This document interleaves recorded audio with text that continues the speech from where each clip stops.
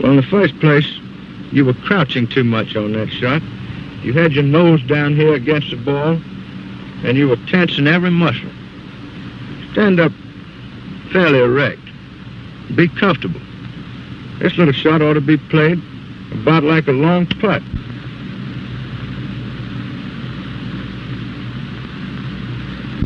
You don't use your putting grip, brother, eh? Oh, no, not at all. I use just the ordinary overlapping grip that I use for all my other shots.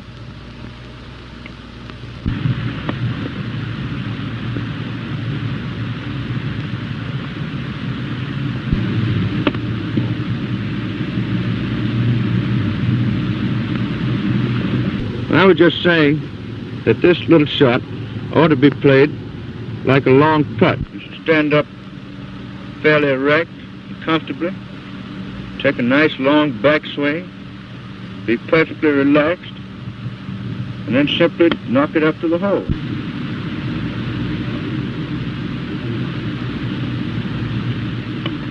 Bob, I notice you're using a mashie iron for that shot. Do you use that club for all your chip shots? No, indeed. I use at least 4 different clubs. Mashie iron, mashie niblick, and sometimes even a niblick, depending on the character of shot required. Now, up here where I'm near the green, and the hole is far back, I use this mashie iron, a club which has very little loft, because I need very little pitch and lots of roll. Then I'll dress the ball at a point about opposite my right toe and hood the face of the club slightly. What I mean by hooding the club is that I turn it from this position, which is its normal lie, to this position. Then I hit slightly downward upon the ball. I find that this gives me much better direction than if I played the ball opposite my left foot with the club in its normal position. Is always to pitch as far as a putting green in order to avoid the uncertainties of the fairway, which may be between the ball and the green. So naturally, if I move back a distance, then I must use a more lofted club.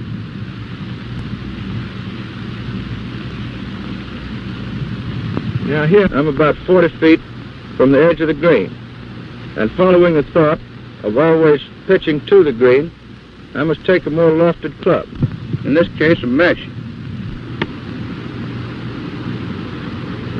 Bob, will you please try some more? Sure, sir.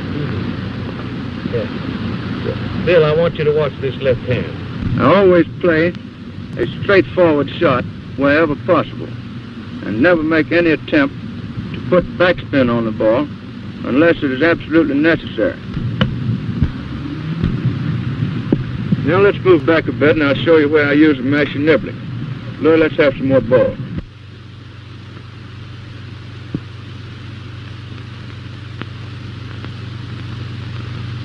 You just watch a few shots here. Now back here it's just the same shot, but with a more lofted club because I have to pitch farther.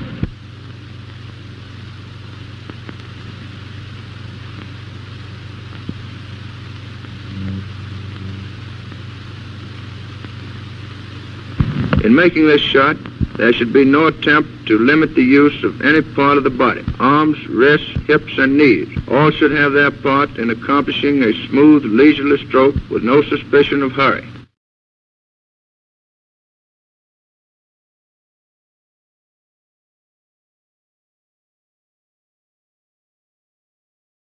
Why is it that often when using a mashie niblick, I hit the ball way up here in the heel of the club and it shanks off to the right?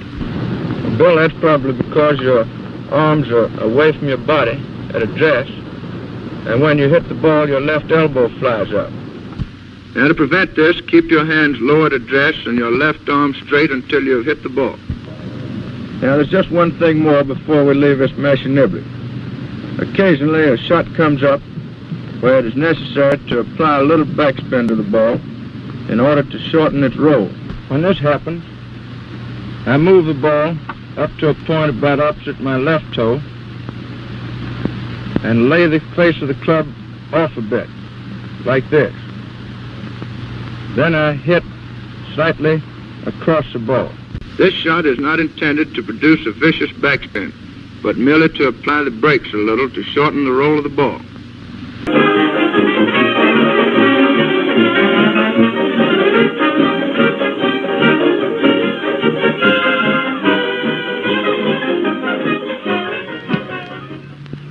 Oh, it's the same old story, Bob. Every time I get into one of these traps, I simply can't get out. That's all right.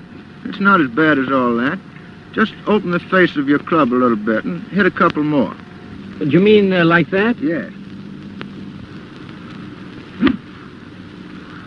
Well, that's all right. Go ahead. Try another. Oh, you see, I can't do it, Bob. Oh, do you think it's my grip? No, your grip's fine. It's not that. Your conception of this shot is all wrong. You're not going about it in the right way. Well, will you show me how to make the shot once again? Certainly, I'll try to. Stand over here a minute. Thanks very much. But before I play the shot, just let me show you one or two things that you were doing. For example, you were addressing the ball at a point about opposite your right toe, and you had closed the face of your club. Now, in playing a shot from the sand, there are two things which are likely to happen and which may spoil the shot.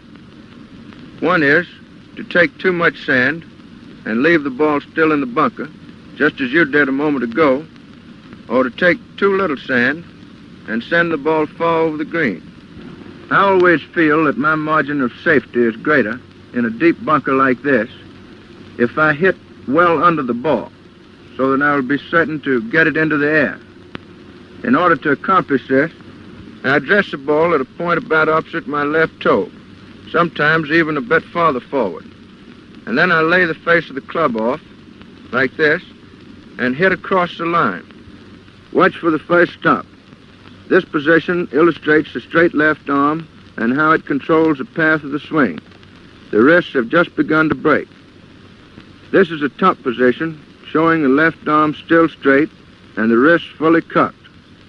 Halfway down, notice that all the wrist action has been saved for hitting the ball.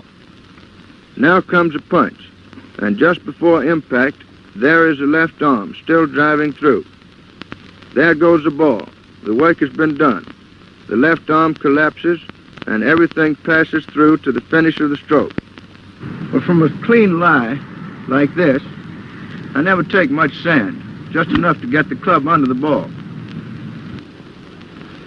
When I play the shot in this way with the club face open, even if I take too little sand or hit too hard, the ball is not likely to go over the green.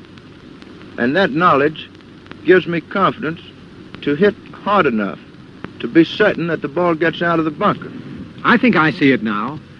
But, Bob, supposing the ball is in a heel print or buried, how do you play that shot?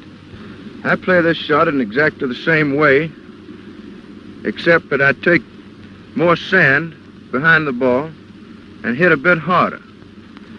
There's one other thing to remember, and that is, since there's a large cushion of sand between the face of the club and the ball goes up practically without spin, and it is therefore necessary to allow for a good bit of roll.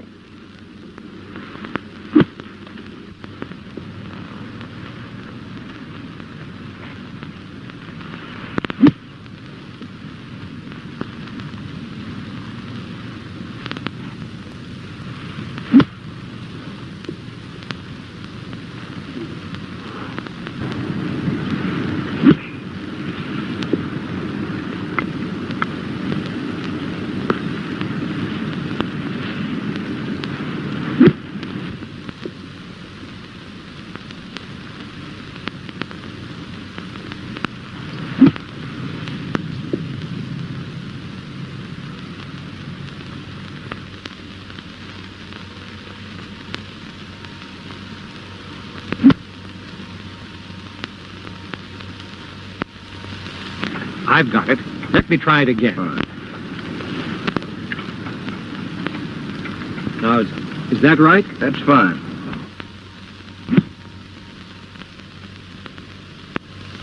Well, how's that? That's fine. I don't think you'll have any more trouble on these.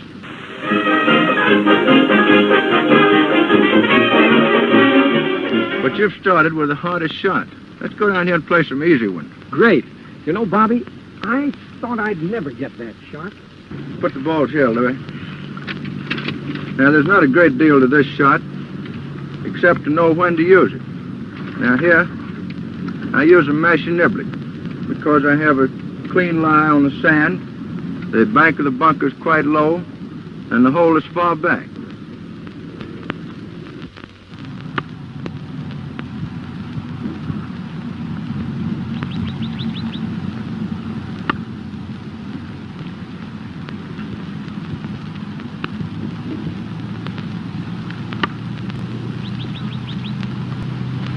I noticed you played the ball much farther back than you did in the other bunker. Yes, because even though the ball is lying on the sand, the shot is still a chip shot. And I play it just as I would a similar shot from the fairway. That is, back off the right foot again, with the club slightly closed, and then I hit down on the ball.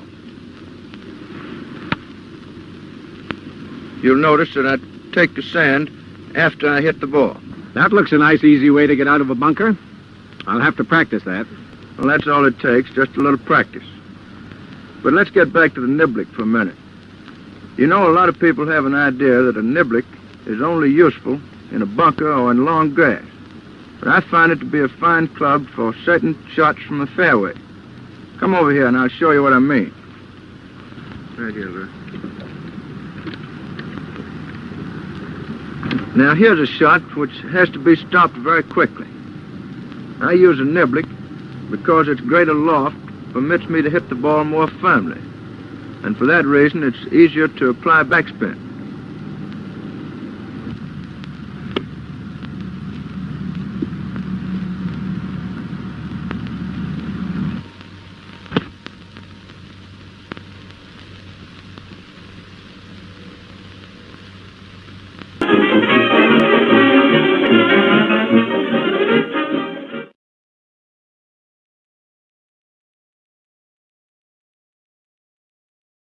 Now, the first thing in playing this shot, just as in playing every other shot, is to get yourself in a comfortable position where you can swing the club easily.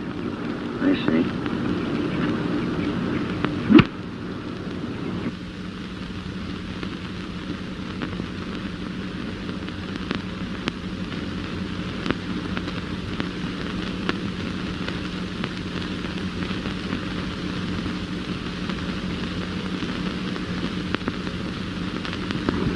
Now, I want you to look at my stance and notice that I play this shot with my feet quite close together. I do that because it makes me more comfortable and because it enables me to turn my hips more freely. If I stand with my feet farther apart, the hip turn becomes very difficult, and I'm inclined to play the shot with my arms and hands alone. Now, this is one of the most common mistakes the average golfer makes. I want you to notice also that I don't have to reach for the ball out here. I stand close enough to it so that my arms may hang naturally downward. All this adds to the comfort of the position.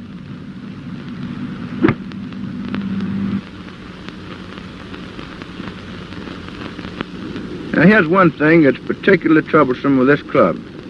Whenever my mashie niblick shots go wrong, it is usually because I have failed to cock my wrist during the backswing. Sometimes it is hard to keep the left arm straight without setting up some tension in this left hand. You know, there's lots of things that become automatic in this game after a while, but I always have to think of getting this wrist action at the top of the swing. Wait a minute, Bob. Let me see that grip. Well, it's just the ordinary overlapping grip, but I want you to notice the position of my hands on the club. My left hand is fairly well over on top of the shaft. Then my right hand comes in, and it is likewise on top. I want you to notice also that my hands are in front of the ball. All of these things encourage a downward blow. You must be careful that the right hand is not placed too much under the shaft, for in that position, its tendency is to turn the face of the club over.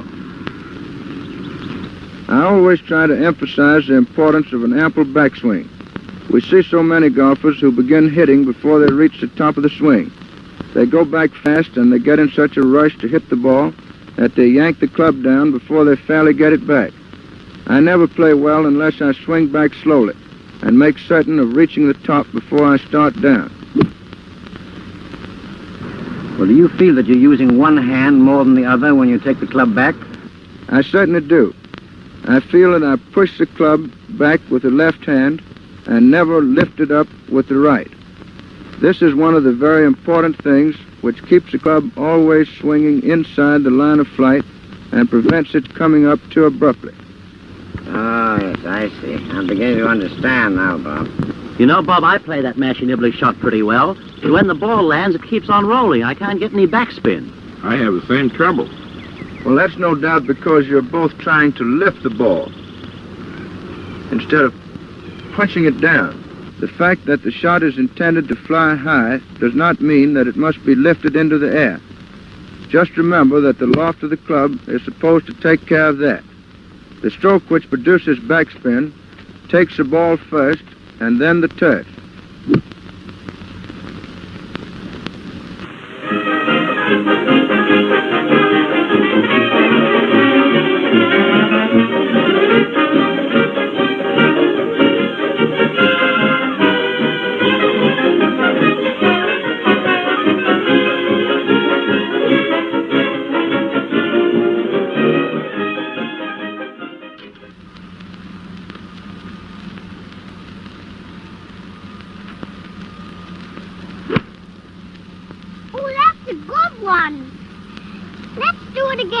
All right.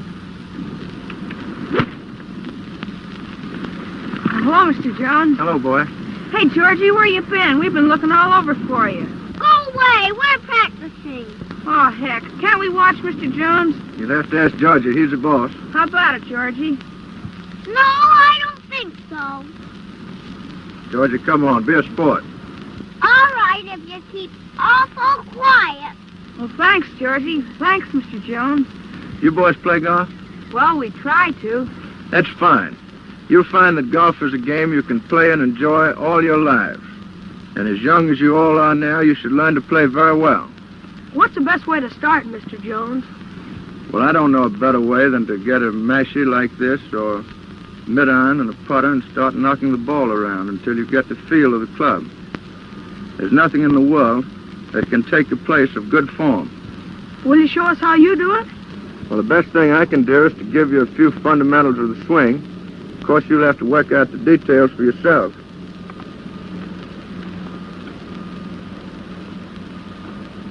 Now, first is a matter of balance.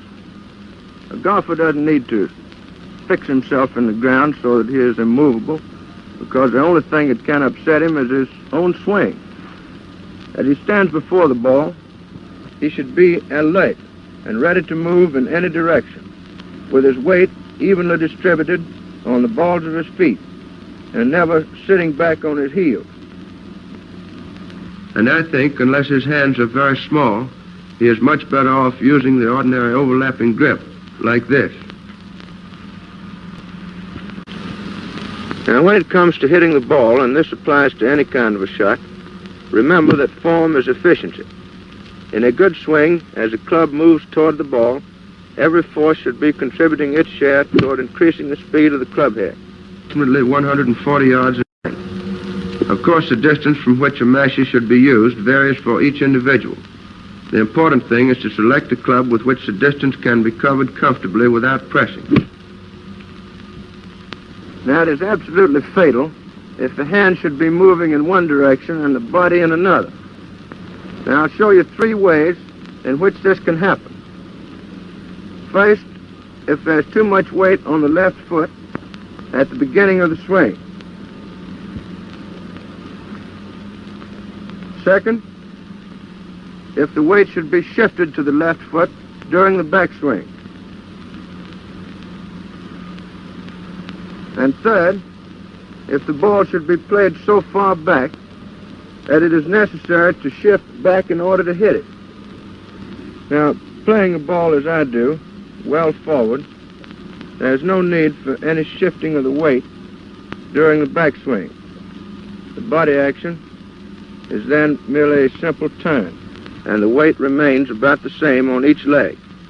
But from the top of the swing down, the weight should flow evenly forward, so that at the finish, most of it is resting on the left leg.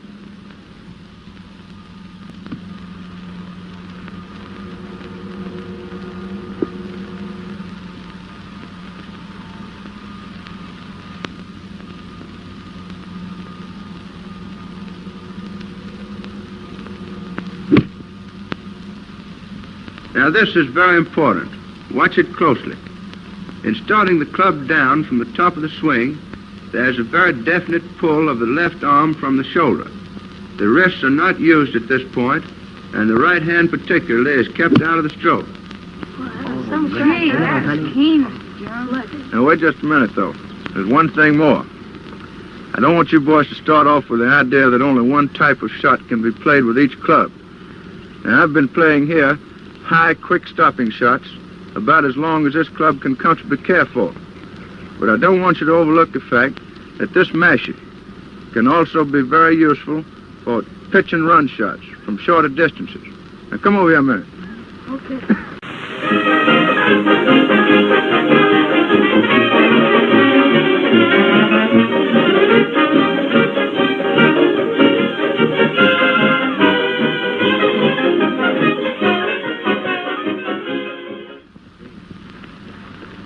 Now this is a shot about 40 yards in length.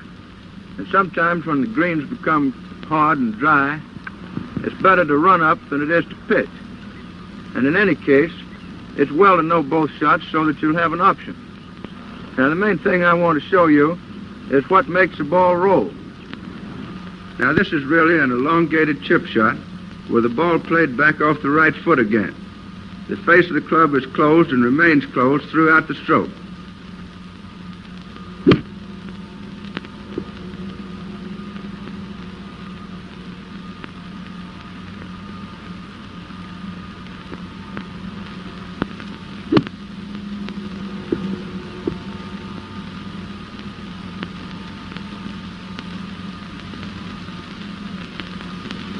Now this shot is primarily one of safety, because it is almost certain to get the ball up somewhere near the hole.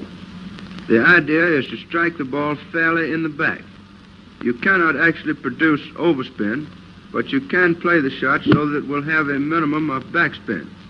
The ball should be swept along close to the ground, so that it will roll smoothly and not be easily deflected from the line.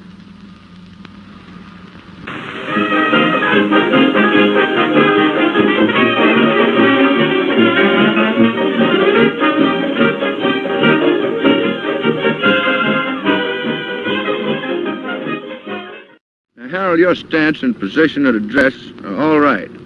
Your feet are not too far apart, and your body appears to be easy and comfortable. Just see that you keep them that way, because that's the way to play golf. Now, I think your trouble is in your left side. You know, I'm a firm believer in left arm control. Now watch this a moment.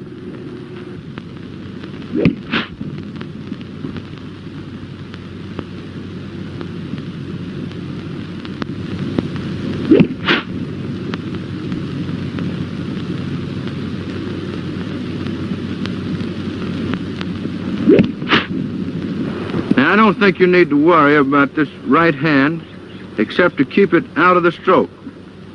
Now, there are two places in the swing where it simply must be kept out. The first is at the beginning of the backswing. Now, from this position, the right hand and arm should be perfectly relaxed, and the club should be pushed back with the left arm and left side, like this.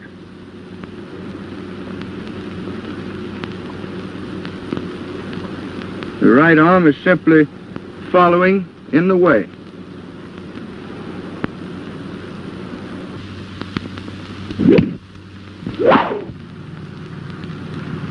Now, there's just one thing that will make it easier for you to use your left arm properly.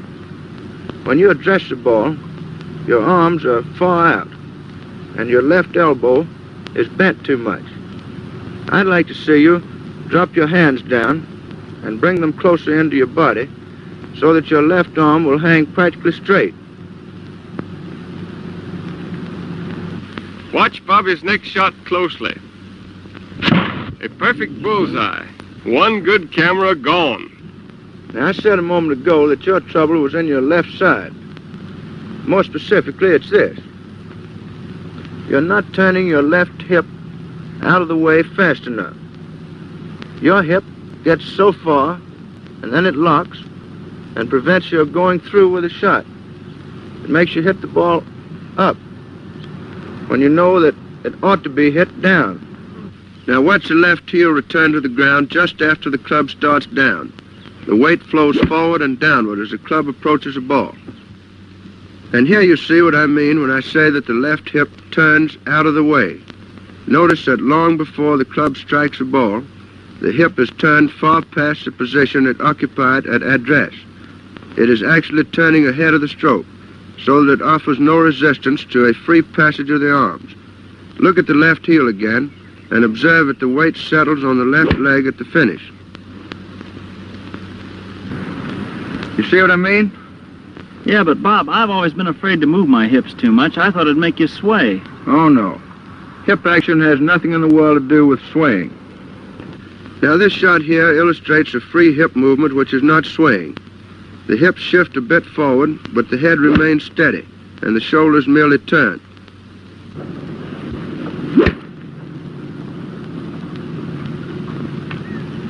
Now, Harold, watch my left arm.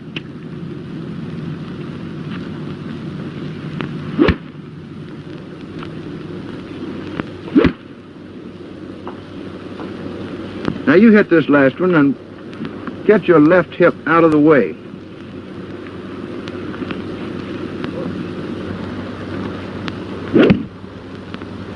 That's it. There, that feels a lot better.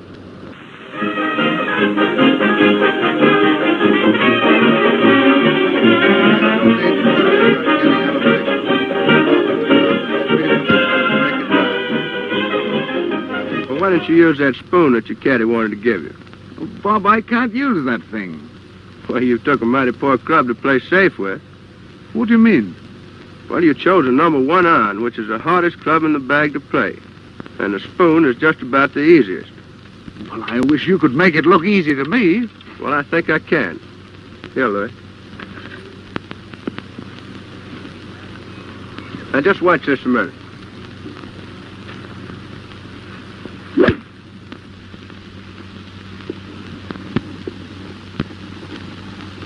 Well, Judge Warren's trouble with this shot, and very likely it's yours too, is that whenever he takes a wood club in his hands, he feels that he has to pick the ball cleanly off the ground and lift it into the air.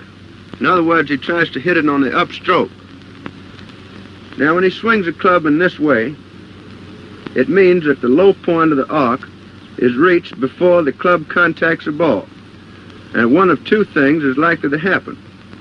Either the club will strike the ground and knock the ball nowhere, or if it misses the ground, it will be coming up so abruptly that it will strike the ball above center and top it. Now, I want you to watch how I hit the ball downward. There's no need to worry about getting elevation. The loft of the club and the speed of the ball will make it rise.